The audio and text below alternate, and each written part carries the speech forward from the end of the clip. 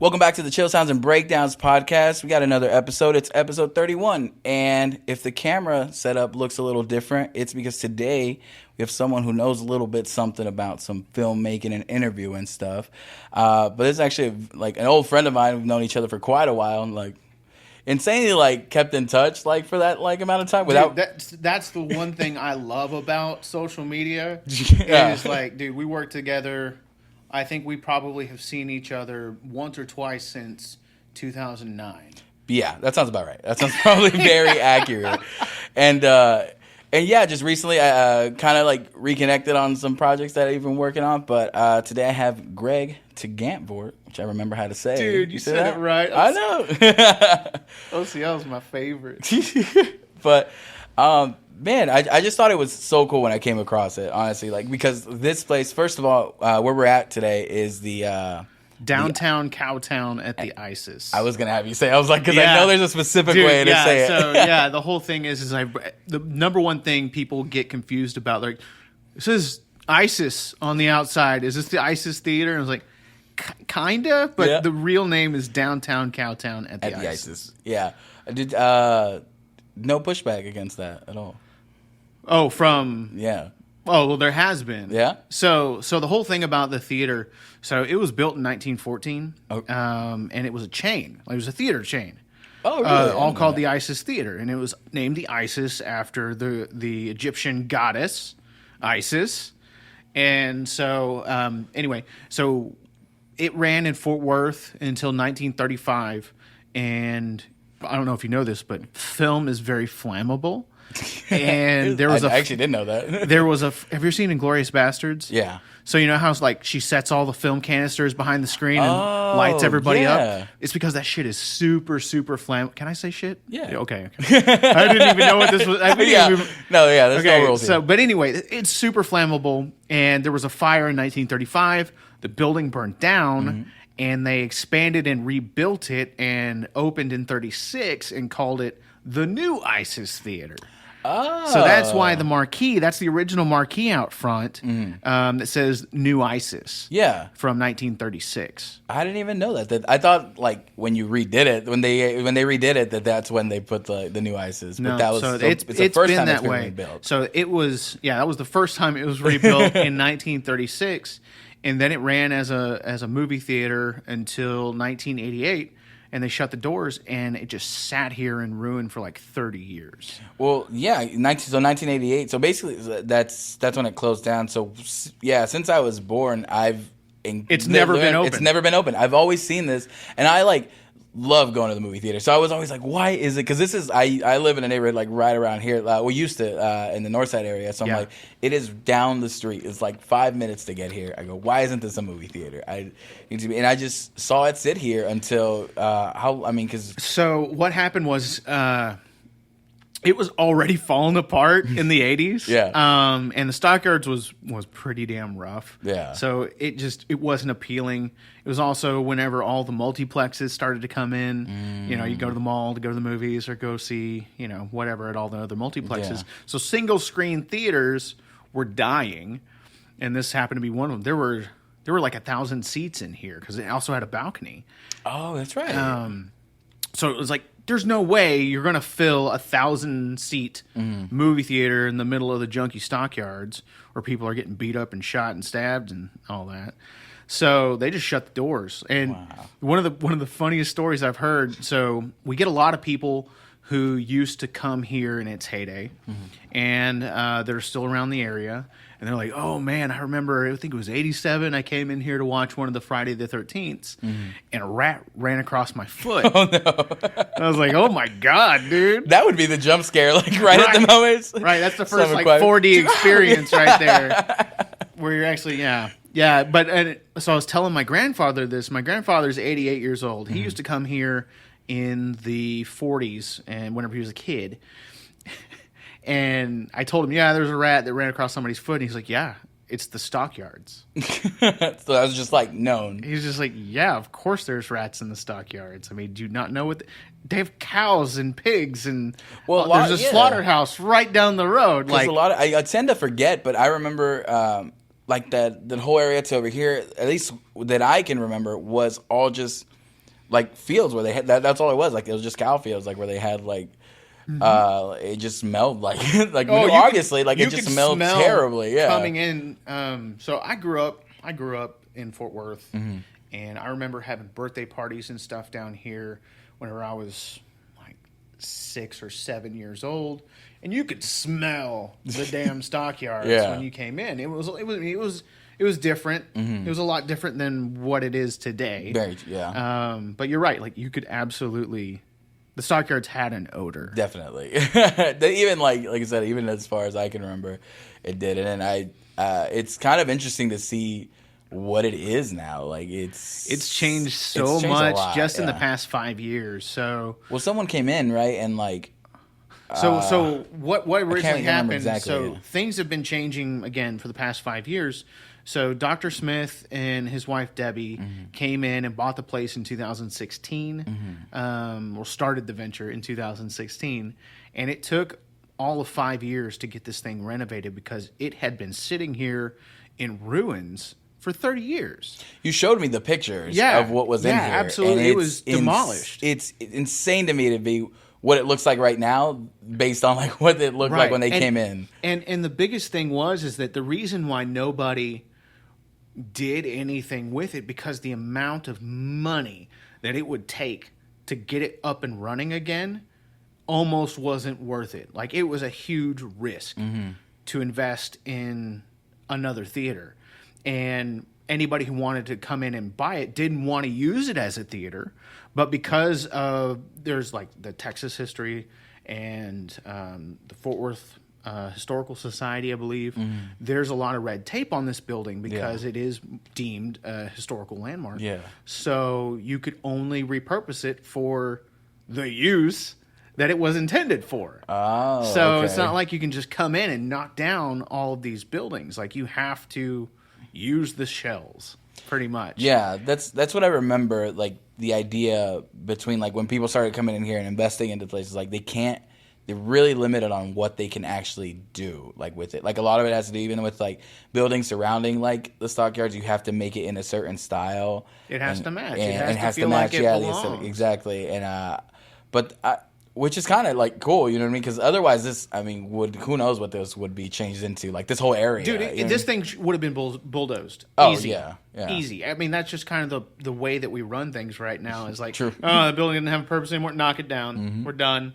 I mean, that's what happened with the other big theaters in downtown Fort Worth. So back in the day, way back in the day, in like the 40s, in the 30s and 40s, there was the Worth Theater, and I want to say it was like the Hollywood Theater or something like that. But the Worth, it was super, super ornate, and it was also, I believe, Egyptian themed like us, but it was like super, super ornate. I've seen some pictures, and whenever it lost its luster, they just knocked it down. Whoa. Which is absolutely insane to us. That it's like, dude, so much work went into this. There's a lot of good craftsmanship. The pictures are phenomenal, and it's like, yeah, we just knock it down and make a room for another building. Make a room for offices. I mean, yeah, that's where pretty much everything like is going. Like you see everything get knocked down. You see, and these places like fighting just for them to work with it. You know, like what they're doing here, I feel like can be done everywhere. It's just harder, and it obviously takes more money. Yeah. But and I'm not gonna act like pretending I know how like any of that stuff works at all. And right. But still, you lose a lot. Like when you kind of take the character out of it, then everything feels the same and like looks the same as far as it's. So I like that this area doesn't, and I feel like I take it for granted because I've lived here like forever. Yeah. So I'm like, it's a thing. And when I see tourists come by, I'm so like, why would you come here? Like I don't understand it. But seeing it from the out, like the view of someone who's never seen this stuff, like there's people coming here because I remember ran into a tour group from, I forgot where they were from, but they were like, it's like, dude, you guys have what, like cows walking down the street? I'm like, oh yeah, they do that like every day, I think. And it's like, why? Like what? And they're like amazed by it. And I'm like, it's true. It's the same way like when I go to another like city or town or anything and see something completely normal for them, I'm like, I'm so stoked on it just because it's different. It's the gimmicky stuff that we don't get. Yeah. But because we're here all the time, it's just like, ew. Yeah. This is for tourists. This isn't for us. This isn't for us. And it really is like, I didn't frequent the stockyards a bunch growing like, once I was able to drive. Yeah. And I would find, unless you wanted to come bar hopping, like go down to Neon Moon or go to PRs or something and pick up, whatever. Oh. Whatever. There's a lot you could pick up. Yeah, there's a lot you could pick up. But like there wasn't really a reason to come to the stockyards if you were a local, because it is catered around tourism. Yeah. But I think that's one of the cool things about us at downtown Cowtown is that this is something for everyone. Mm-hmm. This is something for the locals to enjoy. And I've actually only come the one time because you host like an event every month now. Yep. Called Weird Wednesdays. Yep. And I remember you posting about it, and I was reading about it, but it's just like a random screening of like.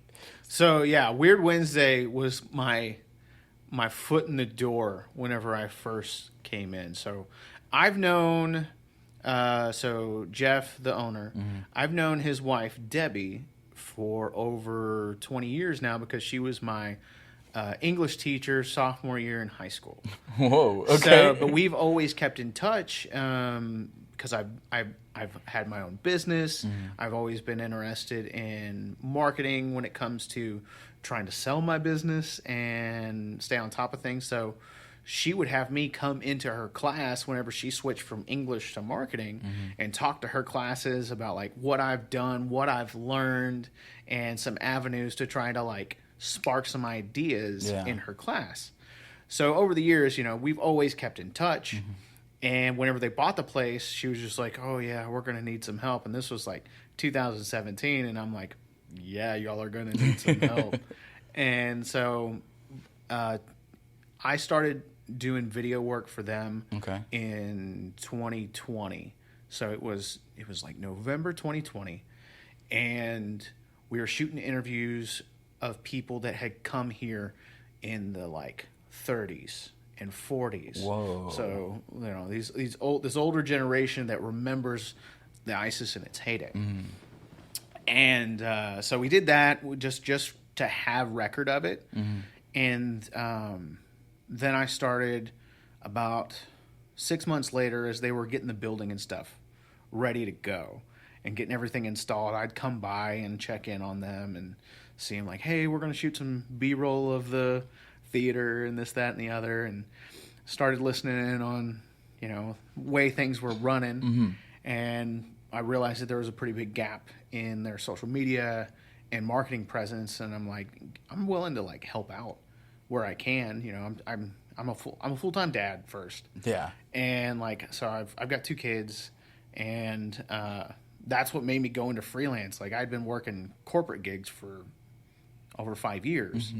And when we started having kids, I was just like, you know what? I'm going to do freelance. I'm going to be the stay-at-home dad and pick up gigs on the side. Yeah. Make sure that nobody else was raising my kids but me. And it was awesome. So, I volunteered what time I could.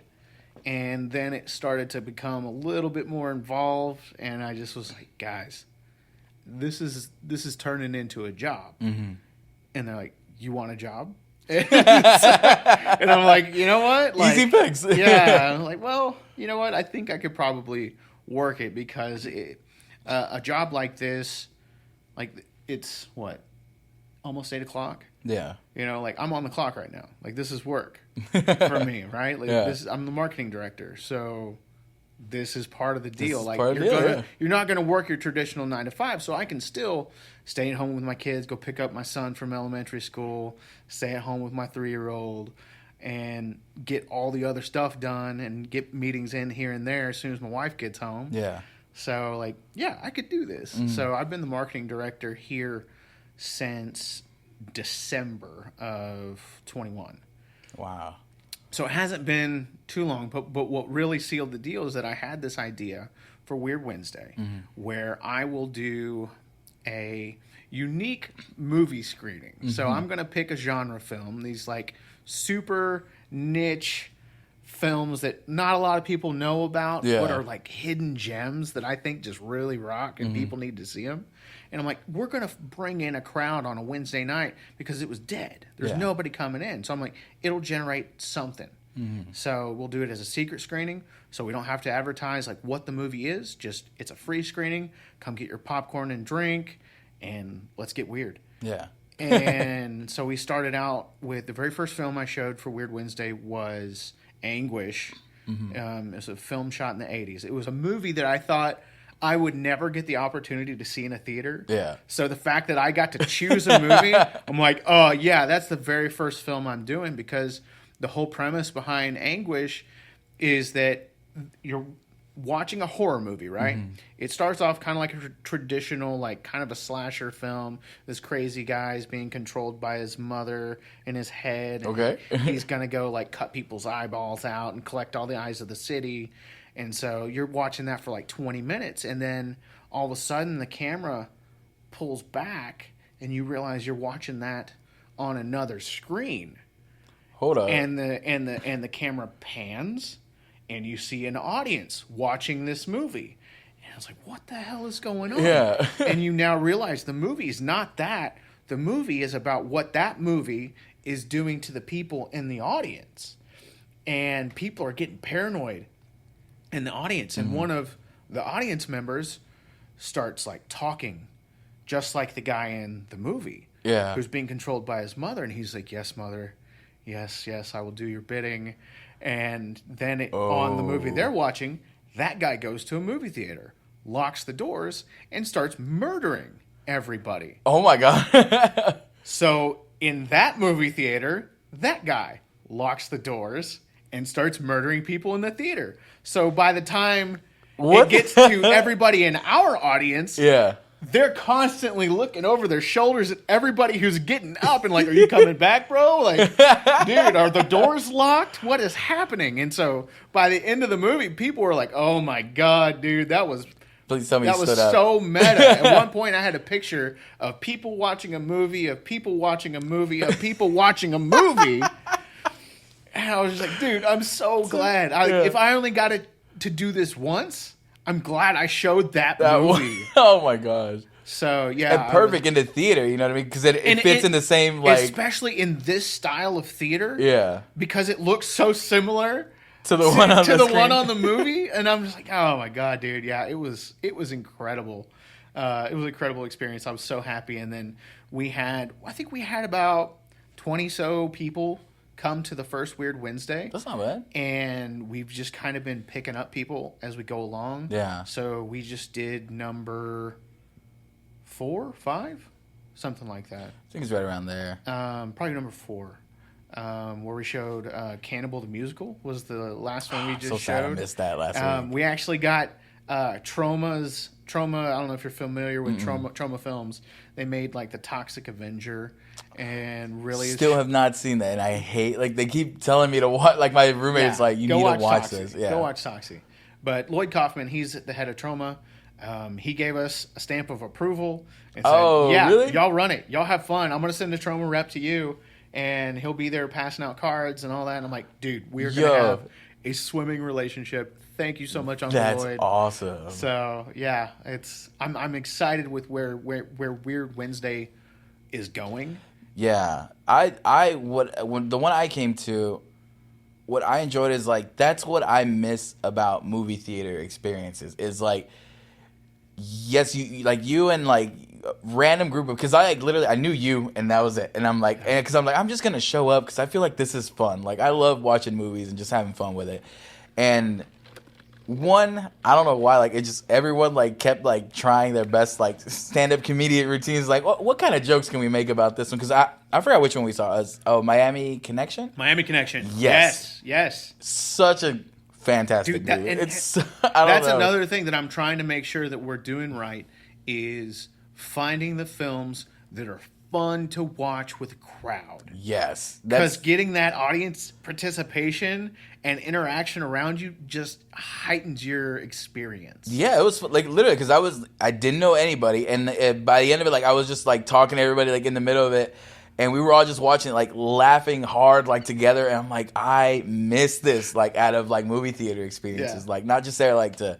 I'm just here to watch the movie and I'm a bounce. I'm like, no, like experience it. Like that's the thing. Like it's a group experience. It's basically like, when you watch like movies in a group, like either at a theater when you like take a group of friends and go watch the movie, which I haven't done in forever, you know, like it's which I used to do. So that kind of brought me back to that experience of like, let's all hang out, watch a movie together, and like enjoy it together. And that it was weird because there was a whole room of that like experience. But I'm like, this is so cool, and I'm like, I need to come to all of these.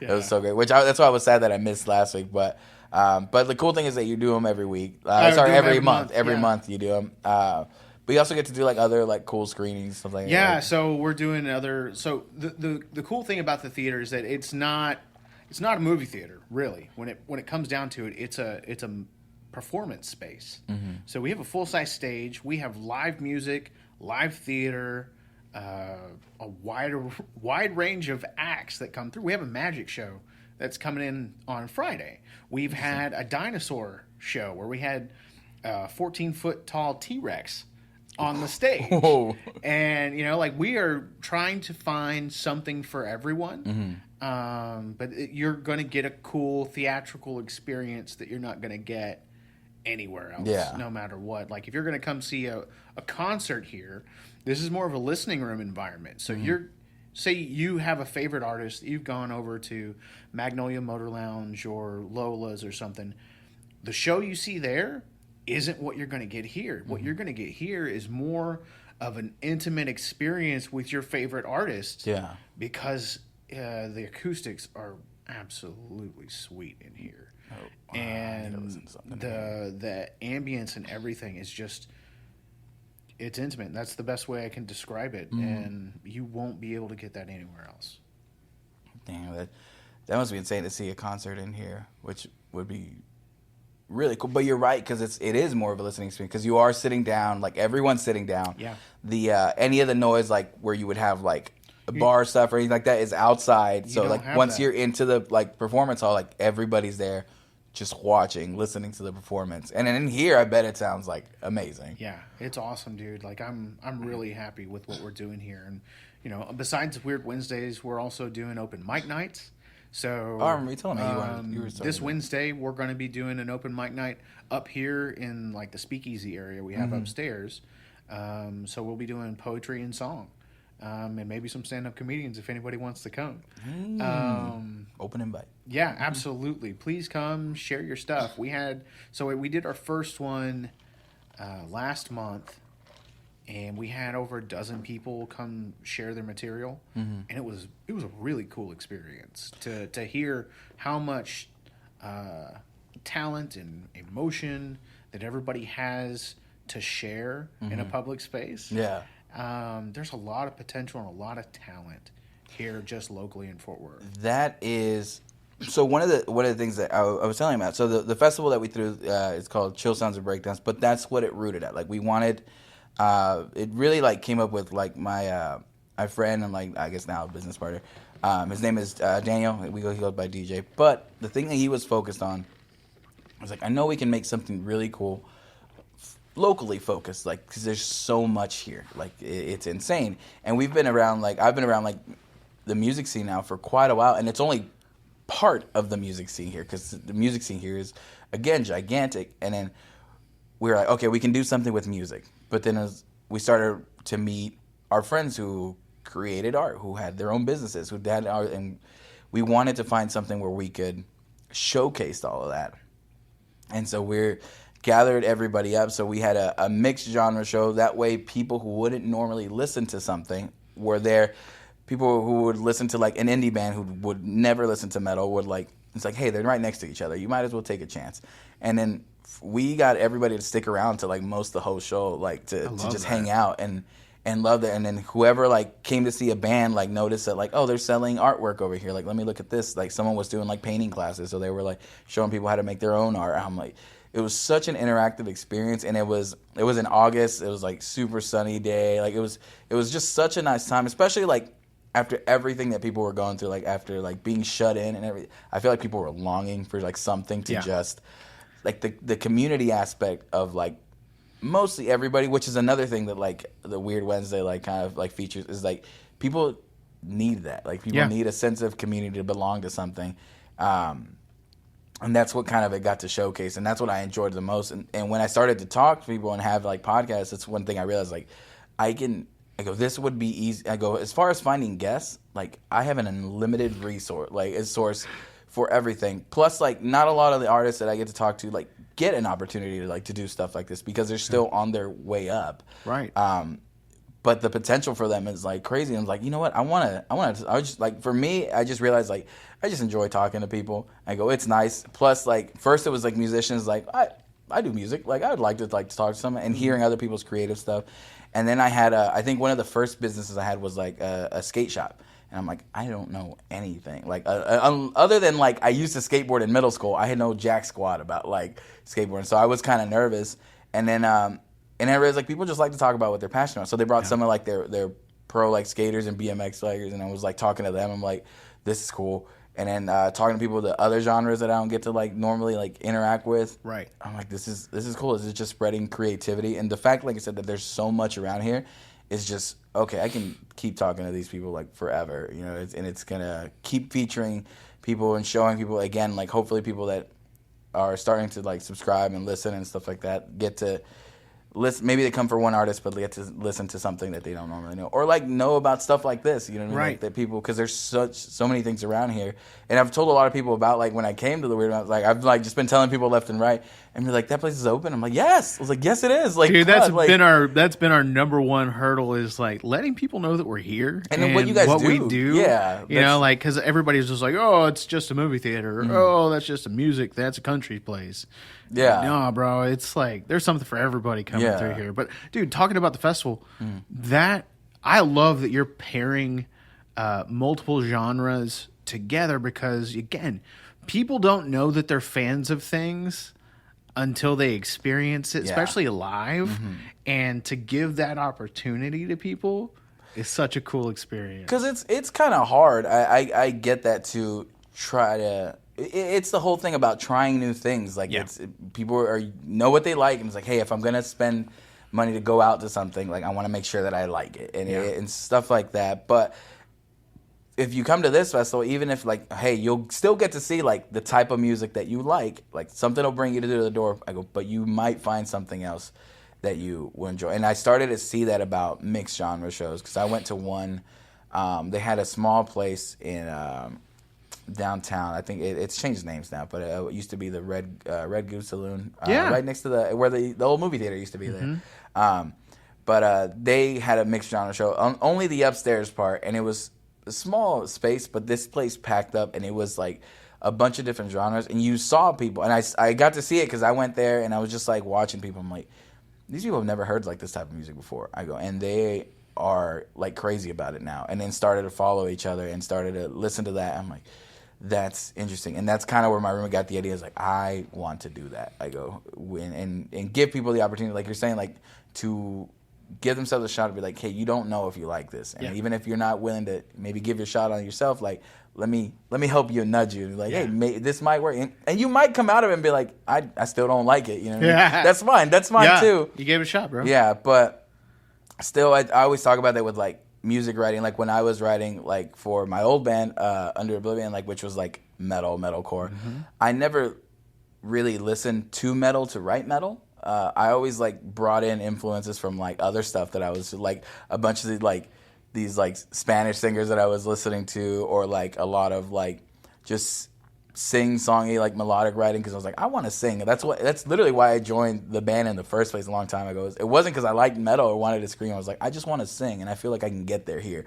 I don't know how. I go, but I'll put it in there, like, eventually. And, like, eventually, like, it spread into, like, it showed me that other people have kind of the same concept, and you realize that more people, like the same stuff you do. You find more like-minded people, and then you still show each other your different influences and kind of just help each other discover, like, more new things. But it was super cool and super fun, and I'm glad that we're keeping, like, we're gonna keep doing it. That's awesome, dude. You guys want a wrestling show at your festival? You know what? Yes. Because I'll set it up. I actually, hold on, this thing is falling down. I will set it up, dude. So I help run a promotion locally called Lucha Brutal. And so we've had our last 3 shows over at Lola's. And Lola's is sadly moving. So sadly, we are looking for a venue and are happy to provide our services. but again, so the cool thing was that why we picked Lola's to do a wrestling show, because again, it's known for music, and we wanted to do something a little bit different, but we also wanted to attract new people. Yeah. The regulars of Lola's that are just like, what's going on tonight? Wrestling? Sure. Let's give it a shot. And if we can convert those people into wrestling fans, dude, we're good. We've done our job. Yeah. So it's so easy, especially 'cause, again, you're going for your regular, like, hey, I'm just hanging out at the bar, and it's like you're saying, like, wrestling's happening, and you run into stuff that way. And I've had that happen just with like music and shows. I'm like, oh, someone's playing tonight? I'm like, what is that? And we just had a show we did at Lola's. My company NoiseROT did book the show there, but for a Japanese band that literally was like on tour, and they were like, hey, do you guys have like a spot you can have us at? And he's like, we don't need anything. He's like, we just need to play. And we're like, okay. And they barely spoke like enough English to kind of get it across.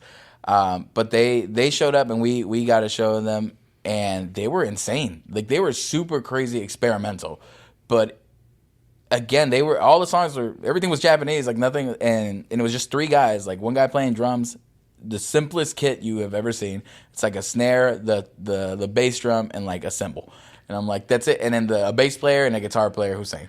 Like, that's it. And the entire like room was like moving, like it was crazy. And like I said, language barrier, it didn't matter. It was just like music, like it was just experience. And again, and that ran into where like Lola's had their regulars, and they all stuck around for the entire show because they were like, what is happening? Dude. And again, people walked away with like new fans of stuff that happened. I'm like, that's cool. Like, those are great experiences. Yeah. I'm so glad that we're getting to the other side of COVID where we can go back and start rediscovering what's around us and reconnecting again with those groups, and you never know what you're going to find. Especially because so much has changed. Like, it has good and like bad. You know, a lot of places we lost. It. We lost a lot of local businesses because they couldn't survive the pandemic. Which is another driving force for like the purpose of all this is like, you know what, people are starting like back up. Yeah, and are trying. We got to jump on the wave before it leaves us behind.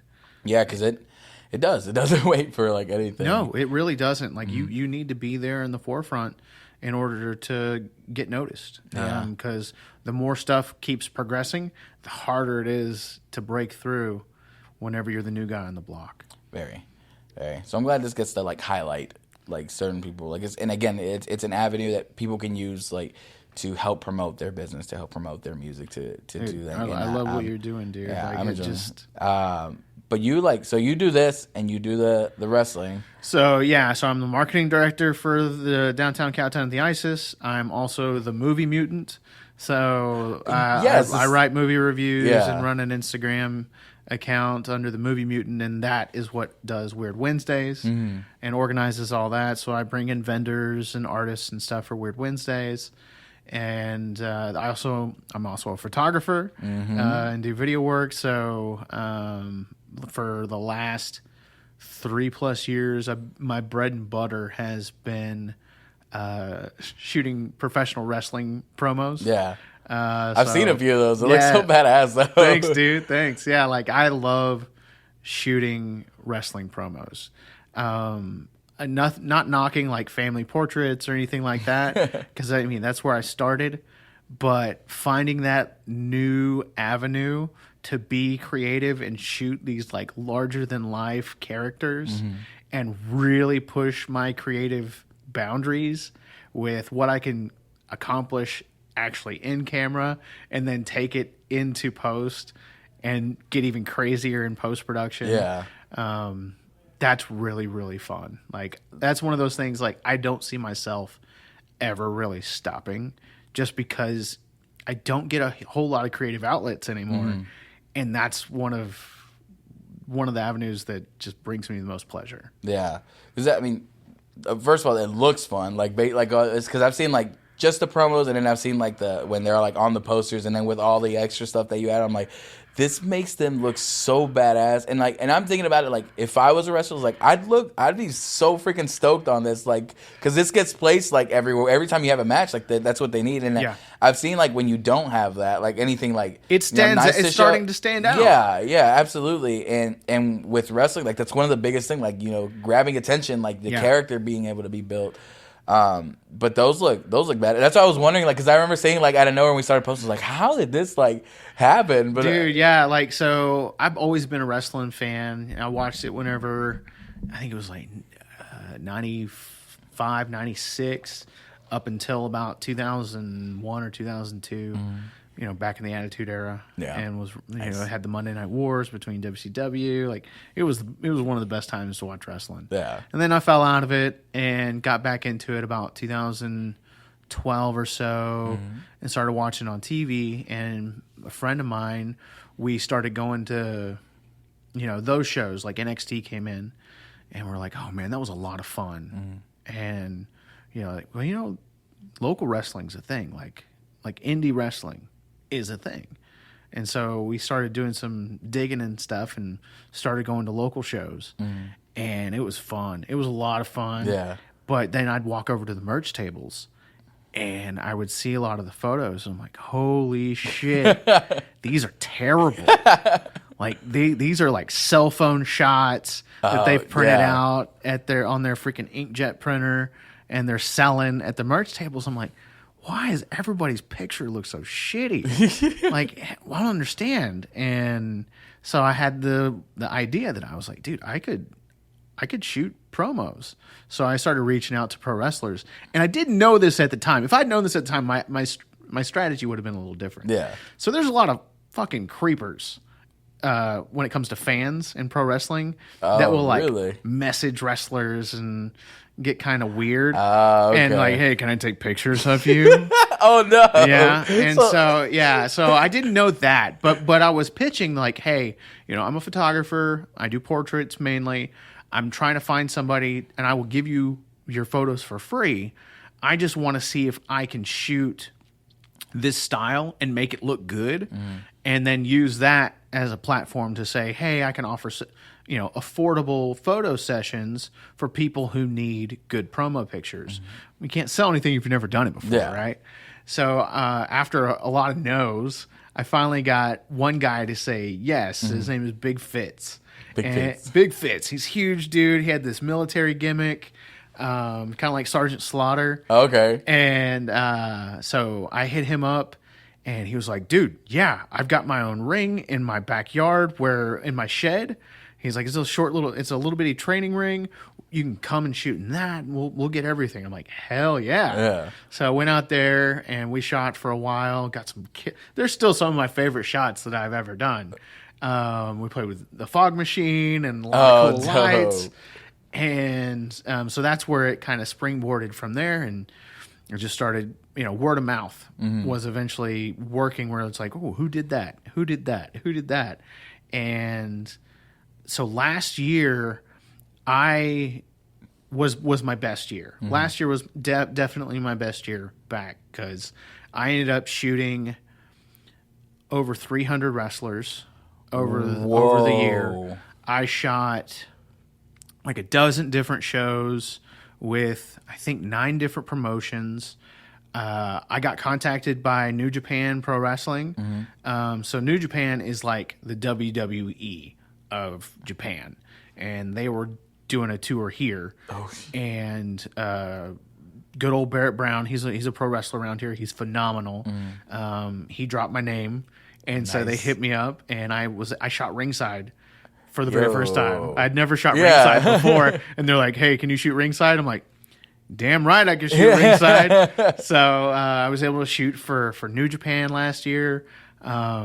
So yeah, it really took off. Like, whoa! And I've shot some really fun people and got to know some wrestlers who are now friends of mine. Like, it's a really cool community whenever you're in there. So I do recommend going and seeing local wrestling shows. Go support your local indie wrestler. When I first discovered that there was indie, I didn't know that was a thing. A lot of people don't. Yeah, and so one of my friends was like, "Hey, I'm trying out for this wrestling thing," and I'm like, "What do you mean?" I was like, "What does that mean?" I was like Olympic, wrestling? Yeah. What are you talking about? Greco-Roman? Do I need oil? What is this? And he's like, no, it's this local kid, it's an MMA. He's like, yeah, I'm working on my character, and I'm like, oh shit, this is the wrestling that I used to watch. This is like Stone Cold and The Rock, yeah. buddy. I was like, okay, or he's like, yeah, I was like, what? He's like, is it tryouts for something? He's like, no, it's this local, and he told me about it, and I still have yet to been to one, but I have I have another friend who I guess now runs part of a promotion for one. Nice. And I've seen them start to do stuff, and I'm like, dude, this is, I didn't even know there was multiple promotions for all this, but it's weird. So whenever I first started shooting 3 years ago, there wasn't a whole lot of promotions. There was 5, maybe, and that was all of Dallas and Fort Worth. Now you can't freaking throw a rock without hitting a wrestling promotion. There are so many wrestling promotions. There's a joke that come March is tax return season, so you're going to see a lot of new promotions show once they up come in, where everybody gets their tax return. I'm running a wrestling show. So you see a lot of those, and we just got out of WrestleMania. There was something 70 plus shows over the course of the week. Whoa! Between Dallas and Fort Worth, I mean, it was crowded with wrestling. That's crazy. So it's definitely alive and well. Oversaturated now, maybe, but we'll see. We'll see now that we're past WrestleMania season. We're almost out of tax season. Yeah, and we'll see who ends up surviving and sticking around after that. But yeah, dude, definitely go check them out. There's a lot of cool promotions. Lucha Brutal is a very good one. I would plug suggest. it in. Lucha Brutal. Yes, We're plugging everything in this sucker. Yeah. That's crazy. That's cool because I'm still wondering when Floaters is gonna make a comeback. Oh God, dude! You know who I love? Your friend. What is his name? I never got to meet him. Adrian something. Yeah, Adrian. Yeah, he worked at Best Buy before you did. It must have been before me because I don't remember. So me and Adrian, really good friends. He's BFF, man. And so we met at Best Buy, and we got along really well. We had the same sick sense of humor, and we had actually crossed paths, I think a year or so before that, doing writing or something. So anyway, we we're just pitching ideas and stuff, and we liked a lot of YouTube channels that were coming out. So this was 2006, at kind of the birth of all of the sketch comedy stuff that was coming up on YouTube. And I'm like, we can do this. And so we partnered up with Colin Dahlgren. Colin is so freaking funny and so smart. So we were so lucky to have him on board, and that's what some of our best stuff came from, was from Colin. And anyway, so we made Floater sketch comedy. We did, I don't know, 6 or 7 different short videos. Yeah. Which at the time was one, they're funny, but because you knew your way around of a camera, they looked awesome. Thank you. Which is the one? The damn Gorgonzola thing. Oh yeah. I remember that one looked so. It was just so bad. And the payoff on the joke is who cut the cheese, and that's what they're investigating. But it's just whole detective. That started thing. Out as a so my cousin's daughter. So is that second cousin? Yeah, something like that. I can't remember. Remember how that. Anyway, it was a family thing where she needed to do this video competition, and so she comes to me and is like, "Can you help out?" And I was like, "Sure." So we sat down and started to come up with ideas of what we could possibly do and shoot. And she wanted to do this stinky cheese thing because she thought it was hilarious, and it kind of morphed into this other thing. But yeah, we shot a bunch of different cool things. The ones that I like the most are probably the house hunting sketch. Oh, okay. That was a lot of fun. And then we did Absolutely Maniacal, where it was like this fake James Bond villain that was just like ruining this guy's life for no reason. I remember that one. That one was a lot of fun. And then I brought in my friend Ricky Wright. We had this idea of doing a street magician. I know exactly the one you're talking about. But he's like street magician, and we called it Black Magic. Yeah, and dude, he's still to this day. He's like, "When we doing Black Magic 2, man? When we doing it?" You need to do it. You know why? Because of that sketch, I literally use the word rememberize in my vocabulary. I'm like, rememberize it, and I'm like, dude, what the fuck? Why is that so funny? That's the detail that I laughed at the most. He was like, pick any card. He's like, rememberize it. I was like, what the fuck? I just like lost it. I'm like, they had me there. Like, I just lost it. It was so funny. Thank you. And he's like really good. Like, dude, Ricky is a Fort Worth firefighter now. Really? Okay. He's got a brand new baby at home, and he does fantastic work on Instagram. Dude, he is blowing up right now with all his short little videos that he's doing with his baby. Like he just chokeslammed his baby. Nice. The other day, it was absolutely hilarious. But and it's Ricky Wright. Ricky Wright. I'm gonna give him a plug right now. Come on, plug. I don't know who's calling me, but I will call them back. Let's see here. It's Ricky Wright. Ricky Wright, what's your handle? I think it's the Ricky Wrong. Nice. Yep, the Ricky Wrong. The Ricky Wrong. The Ricky Wrong. We'll tag him here in the description too. Dude, he's a funny guy, and it's so funny to listen to him talk about working at the fire station, because apparently fire stations are like the number one place to like prank everybody. And he was there for like a whole day, like 24-hour shifts. he's born for that environment. He's absolutely born for that. So nice. Yeah, that would I honestly like always enjoy that because like we were talking earlier, like before like we started, it's like I always like wanted to do something like that. So seeing like someone I knew like doing, I'm like, that's cool. And even before then, you had what was the other one before Float? It was like Bad. Oh, I was running under Bad Apple Studios. Yeah, because I remember you use the other one that I love is like the one you and Steven did, the multiple personality network. Oh thing. yeah, I love that one. That I'm one like, was, my brother was absolutely. And that's the thing, like when you're growing up and you're learning how to use a video camera and testing stuff out, if you have a younger sibling, that's who's gonna be. That's I mean, sorry, bud. Default, like you got to be in front of the camera because I'm behind the camera. You need somebody to put in the So yeah, my brother has been in so much of my stuff. Like that boy has died on screen more times than I can think of. But I mean, heck, man, Sam Raimi did the same thing with his brother Ted and like Evil Dead. Oh yeah. So yeah, Ted Raimi's in everything. And everything. That's what you use. I was just following suit, man. The same thing. Yeah, man. I miss doing video work because I think the last big thing that I did. So in 2008, I think it was, we did a short film that we ended up taking to festivals and winning some awards. And all nice. That. Yeah, it was fun. It was fun doing the festival stuff.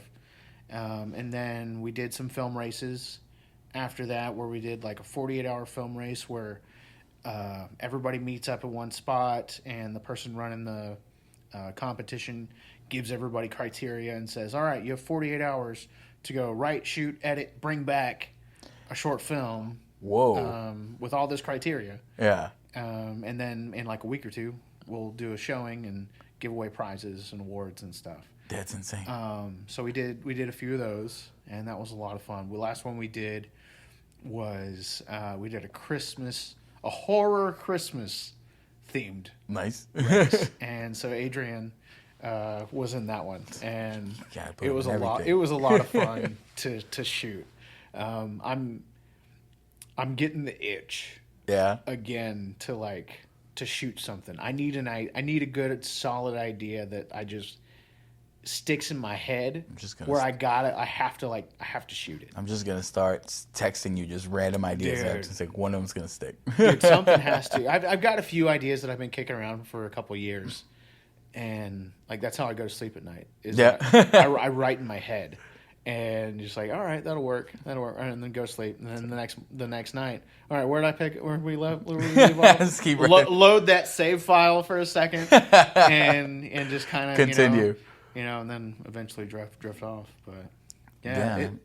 It's there. I've got a lot of irons in the fire. I was gonna say you're already like busy enough, and but again, like being around this kind of stuff and showing the movies now, and I'll be able to get to put it up there. Exactly, and like having a venue, like dude, this could be a lot of fun. I'm gonna do everything I can to convince you to push you over there. Man, that's awesome. I don't want these things to overheat because one of them does. No, you're good. But we got a lot of stuff. We've been talking for a while. Yeah, but yeah. So I'm gonna plug at literally everything you're doing because you're doing a ton of stuff. Thanks. But before we go, I want some movie mutant hot takes right now. Mutant hot takes. What are some of the hot takes you have? Some of the movies that people seem to be like, you know what? Actually, before that, I just saw Morbius. Did you see that? I have not seen that. I don't know. You probably will eventually. But yeah, probably. It is hot garbage. I'm sorry. I don't apologize. That's why, like, and I knew that going into it. I don't know why. I just had a feeling, I don't know. I don't know why. But, man. Yeah, that looked like a big pile of... That's not a hot take because that's... No. Everyone's... I think everybody's kind of in agreement that was kind of a hot mess. I did go see Sonic with my son yesterday. Sonic 2. Dude, any movie that drops a Pantera track it's meant for kids, I'm on board, man.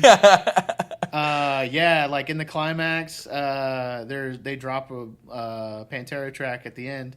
I'm like, holy crap, yes. And my son's just like, yeah! Freaking 5-year-old just like raging out in the theater. Like, yes, thank you, Sonic. Like, that's my kid. Yes, I love it.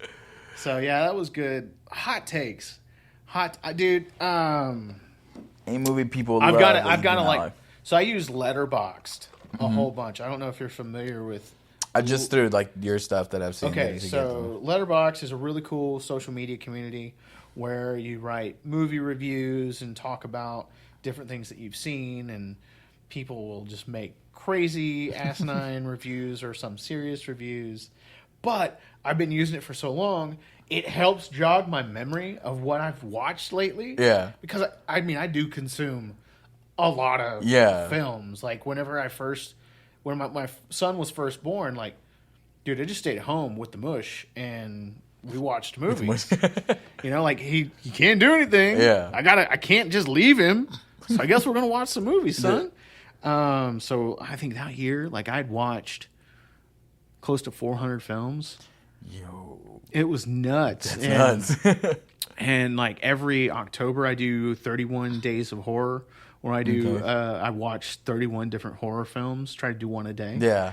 So I've been doing that thanks to my friend Jason Lacker. It was his idea, and I'm like, dude, I'm doing that. It's a good idea. And so I've been doing that for going on 6 years, something like that. But being able to have everything on Letterboxd and see it is just so good. Let me look at my lowest rated films and see if there's any where it's just like, oh, how did you hate that film? Sort by your rating, lowest first. Some of the worst movies that I have ever seen. Cats. We all know that I never saw it. Yeah, a lot of people. That's absolute dog shit. I hate the Polar Express. That is it. The Dead Eyes. Yeah, that and the nonsensical plot. So you're not a fan of the book either. The book's fine. The book is fine. Because it's short. Yeah, true. It's not a whole. It doesn't take you a whole it's not 90 hour and a half, 90 plus minutes. Hour and a half to read that book. What the is this, man? I just I recently watched all the Leprechaun movies. That was torture. I love Warwick Davis so much. But damn, those Leprechaun movies are rough. See, some of the stuff I don't like to rewatch. I've noticed that. Or like movies, I'm like, I feel like this movie was good. And I'm like, do I want to rewatch it and ruin that magic? And I'm like, no, because it's happened a lot where I'm like, let me go back and watch this. I'm like, wow, this is terrible. Although movies that I will always watch, The Sandlot. I love The Sandlot. I love Sandlot. Fuck the sequels. That's my favorite baseball movie. It's a good one. Is The Sandlot. That's my favorite. I want to do a wrestling movie, but Sandlot. I think that there is a cool, like, you set it in the 90s, right? Mm-hmm. Where the wrestling scene is kind of getting big and there's lots of backyard wrestling. Ooh. And you got a group of kids trying to do this backyard wrestling, and they're just freaking weird kids doing. Yeah, I think there's something there. Yeah, I would watch the hell out of that. Vince McMahon, you want to talk? You want to finance a film? Sign him up. He's ready. But that's the thing, is like, I don't think something like that would get made, because then all of a sudden it's like, well, you're condoning, kids going and setting up wrestling rings in the backyard and breaking their necks, and it's like, I hate like all the. You can't be responsible for all that shit. Like, it's just, it's your decisions. Yeah, I think there's a good story there. Yeah, I think it would be a lot of fun. But yeah, Sandlot, man. Sandlot's one that I can be like, you know what? I'll stand by this movie. Yeah. So what? I don't know what other movies I'll stand by, but Sandlot's one. Yeah. What else? What else is a hot take? Oh, okay. I've got a hot take. All right. I got a hot take. Here we go. Batman and Robin is not a bad movie. Is this the George Clooney one? George Clooney, Arnold Schwarzenegger. Bat nipples. All right. Yeah, bat nipples. Okay. Bat nipples. Not a bad movie. So everybody trashes that movie, and I say, if you go at it not from the Tim Burton lens, but from the Adam West lens from the 1960s, it is a updated version to a T of the Adam West Batman. And if you look at it through that lens, it's a lot of fun. And Arnold Schwarzenegger fucking kills it. Like, even my son will freaking just throw out Arnold, like Mr. Freeze. Mr. Freeze. Oh my gosh. We were out yesterday, and I'm trying to remember which one he said. Oh my God. Yeah. Either way. I was like rolling in the ground in the middle of the store because my son just threw a Mr. Freeze pun at me. And but I thoroughly. The amount of puns in that was. I enjoy bad movies, and that is a very good. See that, and then there's that that lens, like just watching a movie, because like again, like the one week I came to see, like the Miami Connection one, I was like, woo! I had so much fun watching that, but I'm not like expecting. I'm like, oh, this is terrible. Like, why would he say that? Like, why is he doing this? I'm like, no, like this the damn like karate that. Oh my God, like terrible. I'm like, but I like had again. I can say that movie's great. I will say that. It's a fantastic film. Yeah. And it's a fun film to watch with an audience. There is something to see about so bad it's good. There are so bad it's bad and unwatchable. True, yeah. Something about the ones that are so bad that they're good, I think, has to do with a lot of heart that's behind it. Okay. Is that you can tell everybody on screen, behind the camera, is giving everything that they have. It's terrible. It's some of the worst acting and dialogue you've ever seen, but damn, they are freaking selling it as hard as they can, and it's endearing. And something about... I feel that, yeah. I definitely feel that. That's my theory behind a lot of those so bad it's good films. I can definitely see that in it, because I feel like every one of them definitely felt like that. It's like, this is gonna be it. You know what I mean? Like, we're doing, like, working as hard. Like, nobody seemed like they were just like phoning it in to just like do it. You know what I mean? Like, it looked like they were trying their hardest, it's just their hardest wasn't good. You know what I mean? Yeah, like, dude. And you can't fault people for doing the best they can. I think that, again, that's what's so endearing about it. I'm sorry we're laughing, but if you can also see the humor in it as well, that's what makes it better. And a lot of these films are that way.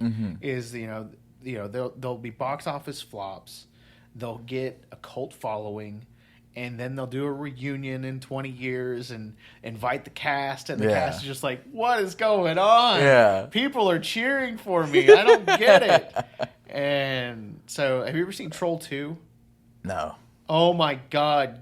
Troll 2. So, it is definitely on the Weird Wednesday list. But it is definitely, like, there's a documentary called The Best Worst Movie Ever Made. And it's about Troll 2. Troll 2. The cool thing about Troll 2 is it has nothing to do with Troll 1. Okay. Off to a good start. There are no trolls in Troll 2. Are there trolls in Troll 1? There is a troll. There is a troll in Troll 1. But not in Troll 2. Troll 2, so they had this film, I think it was called Goblins or something. But it was about goblins. This is about goblins. Yeah. And this was during the VHS days. Yeah. They didn't know, the owners of this film didn't know what to do with it, didn't know how to sell it. So they saw that Troll had a relatively moderate success. So they're just like, we'll just call it Troll 2. So it had nothing to do with the other movie, the companies either. People will rent it. Yeah. And it'll be fine. And just because it says Troll 2. Because this is a very bad film. They will assume it's the sequel. Yeah, and just like... and they'll just go off of that. And did it work? It is terrible. It's absolutely terrible. I don't know if it worked. We now know Troll 2 as being one of the best, worst movies ever made. Wow. Troll 1 has its own merit, but it's nothing. Compared to what, like, the infamy of Troll 2. Troll 2, man, that's a really... Yeah, I got to figure out what month I'm going to throw that in there. I can't wait. I'll wait to watch it on the big screen for you. Yeah. Because I can be spoiled and watch it. Dude, it is one of those things, like, if you pop your cherry in a crowd with Troll 2, oh, man, that's a good experience. I'm going to save it for that one then. Dude, save yourself. I'm going to save myself. Save yourself for me, buddy. I have been. this whole time for years. This whole time. That's why we're here. Many moons. Many moons when the camera goes off, buddy. Exactly. It's about to. Yeah, man, thanks for sitting down with me and talking. Dude, again, I know, like, if I let this go, we'll just keep fucking talking. That happens, like, on all of these where I realize, like, crap, like, I went past my limit. You'll cut out a whole bunch of rambling stuff that I did. So no, that's all straight out the tap, baby. There's no editing here. Oh, shit. That's why I like this. I don't have to just edit cameras back and forth. That's all I do. Woo! So okay. Anything about sitting down, be like, that'll stay in there. Like, I don't know what we're talking about next. It's all off the dome. I don't prepare questions or anything like that. Dude, it's raw. This was good. Yeah. This was a good conversation. It's nice, right? I kind of liked it. Yeah, we'll do it again. Yeah. Thank you. Yeah. But yeah, once again, thank you again, Greg TeGantvoort. I'm going to put everything that you're doing. Again, you're doing a ton of stuff, so everything's going to be linked down here. And I want to see about maybe getting something involved here, maybe with the wrestling, maybe some movie mutant stuff, maybe some Weird Wednesday stuff. Yeah. I want to collab on something because I love what you're doing, and I love that you love what you're doing. Yeah, dude, it's a lot of fun. It makes it a lot better to see. And yeah, definitely, everything's going to be linked down at the bottom, and I am done talking. All right, thanks, man. All right, we'll see you guys later.